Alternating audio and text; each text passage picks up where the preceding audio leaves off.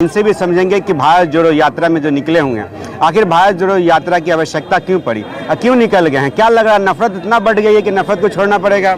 सवाल सिर्फ नफरत का नहीं है। नफरत उस वक्त बढ़ाया जा रहा है जिस वक्त देश के अंदर महंगाई चरम पे है, जिस वक्त देश के अंदर बेरोजगारी चरम पे है, जिस वक्त भारत के प्रधानमंत्री हमारे नरेंद्र मोदी जी ने कहा था कि हम देश के अंदर 2 करोड़ रोजगार प्रति वर्ष देंगे।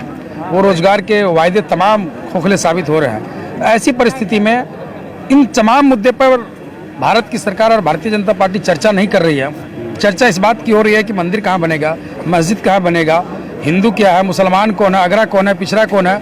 यही तमाम नफरत और घृणा जो पैदा किया जा रहा है, इन तमाम को दूर करने के लिए, देश के अंदर से महंगाई खत्म करने, बेरोजगारी खत्म करने, इन तमाम मुद्दे को लेकर के आदरणीय नेता श्री राहुल गांधी जी आपको कन्याकुमारी से लेकर के केरल तक की कन्याकुमारी से लेकर के कश्मीर तक की यात्रा में है। वो यात्रा के ही संदेश को लेकर के बिहार प्रदेश कांग्रेस के अध्यक्ष डॉक्टर अखिलेश प्रसाद सिंह जी के नेतृत्व में पूरा बिहार में यात्रा हम लोग मंदार पर्वत से शुरू किए और उसी क्रम में मंदार बांका से होते हुए, भागलपुर से होते हुए, खगड़िया से होते हुए, बेगूसराय से होते हुए, समस्तीपुर से होते हुए हम दरभंगा जिला में प्रवेश किए। निश्चित तौर पे 1250 किलोमीटर की यात्रा हम अगले कुछ समय में गया के अंदर जाकर के पूरा करेंगे और जो समर्थन और जो प्यार इस यात्रा को राष्ट्रीय स्तर पर और प्रदेश स्तर पर मिल रहा है और खास करके आज मिथिला की धरती, इस पावन धरती जब दरभंगा पे हम लोग पहुंचे तो हजारों का जो एक हुजूम आम पब्लिक, आम जनता ने इस यात्रा को जो समर्थन दिया, इसके लिए हम आपके चैनल के माध्यम से, DTV भारत के माध्यम से हम आभार प्रकट करते हैं दरभंगा के। ये बताइए सर, भारत जो यात्रा, ये यात्रा है या राजनीतिक उद्देश्य भी है, लाभ भी इसका मिलेगा 24 में? देखिए, अगर राजनीतिक लाभ के लिए, अगर राजनीति के पर्पज से अगर राहुल गांधी इस यात्रा को निकालते, आपने देखा गुजरात में चुनाव हुआ, हिमाचल में चुनाव हुआ, दिल्ली नगर निगम में चुनाव हुआ, भारत के प्रधानमंत्री से लेके गृह मंत्री से लेके JP नड्डा से लेके तमाम भारतीय जनता पार्टी और तमाम कैबिनेट के मंत्री गली गली घूम रहे थे, गुजरात से लेके, हिमाचल से लेके दिल्ली के नगर निगम में। लेकिन हमारे नेता ने, आदरणीय राहुल गांधी जी ने राजनीति से दूर, सत्ता से दूर हट करके आम जनों के बीच में जाकर के पैदल की यात्रा कर रहे हैं। अभी राहुल गांधी, ये यात्रा क्या मानी जाए, राहुल गांधी को पुनः स्थापित करने का प्रयास हो रहा है? क्योंकि लोग लगातार ऐसी बयानबाजी आ रही है। नहीं, पुनः स्थापन का क्या मतलब होता है? जो व्यक्ति जब सांसद रहे 2 बार, उस वक्त वो चाहते तो देश के प्रधानमंत्री बन सकते थे। उन्होंने कुर्बानियां दी।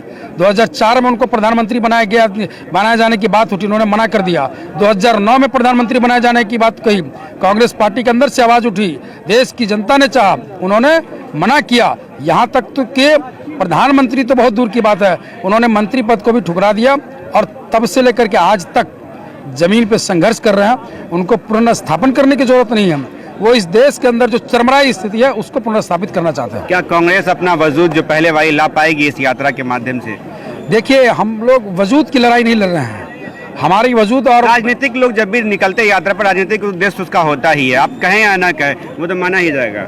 जब कांग्रेस पार्टी देश की आज़ादी से पहले लड़ाई लड़ रही थी तो उस वक्त सरकार बनाने की लड़ाई नहीं लड़ रही थी, उस वक्त देश की जो ब्रिटिश गुलामी थी उससे मुक्ति दिलाने के लिए।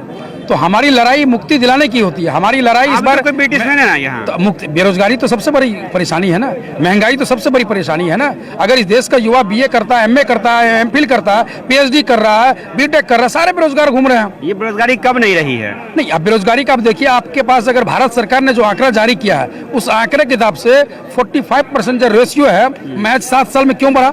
आप बताइए कि इस देश के अंदर में जब सुई बनाने के कारखाने नहीं थे, उस वक्त कांग्रेस पार्टी की सरकार बनी थी, तब से लेकर हवाई जहाज से लेकर रॉकेट तक हम लोग बनाने का काम कर रहे हैं। देश के अंदर में JNU से लेकर AMU से लेकर BHU से लेकर तमाम यूनिवर्सिटी बनाने का काम कांग्रेस पार्टी ने किया। एम्स से लेकर DMCH से लेकर PMCH से लेकर IGMS से लेकर तमाम को कांग्रेस पार्टी ने बनाने का काम किया। भारतीय जनता पार्टी का अचीवमेंट क्या है? इस मुद्दा को लेकर जो आप जा रहे हैं बीच में लोगों को, लगभग हम मान रहे 8 सालों से, तो लोग नहीं समझ पा रहे हैं या आप लोग से नहीं समझा पा रहे हैं? नहीं, ऐसा नहीं है। हमारे और उनके वोट में मात्र 8 करोड़ का फर्क है। उनको 19 करोड़ वोट, हमें 11 करोड़ वोट है। आपको याद दिलाना चाहते हैं कि 2014 में जब मोदी जी की लहर थी, उस लहर के बाद ही हम राजस्थान में सरकार बनाए, मध्य प्रदेश में बनाए, छत्तीसगढ़ में बनाए, गोवा में सिंगल लार्जेस्ट, मणिपुर में सिंगल लार्जेस्ट, महाराष्ट्र में सरकार बनाए, झारखंड में सरकार बनाए, बिहार में सरकार बनाए। ये सब मोदी जी के आने के बाद हुआ है। Thank you. ये हमारे साथ थे अल्पसंख्यक प्रकोष्ठ के प्रदेश अध्यक्ष मन्नत रहमानी साहब। इन्होंने अपनी बातें प्रमुखता से रखी। उन्होंने कहा कि लगातार जो देश की बड़ी समस्याएं हैं, उन समस्याओं को लेकर के लगातार भारत जोड़ो यात्री लोगों के बीच जा रहे हैं, उनको समझने का प्रयास भी करें। सर राहुल गांधी ने भी कहा कि अब मैं देश को समझने निकला हूँ, यात्रा पे आम लोगों से मिलने निकला हूँ। क्या